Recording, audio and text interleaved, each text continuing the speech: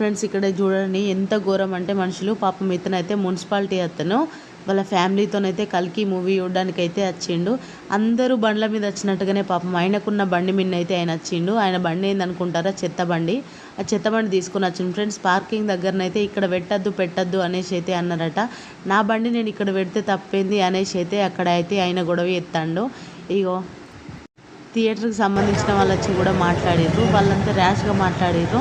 అయినా కూడా పాపం ఆయన యూతనైతే బాధ అనిపించింది. చెత్త తీయడానికి అయితే వాళ్ళు కావాలి కానీ సినిమా చూడడానికి అయితే పనికిరారు ఫ్రెండ్స్. ఆయన మాటలలో ఉండండి.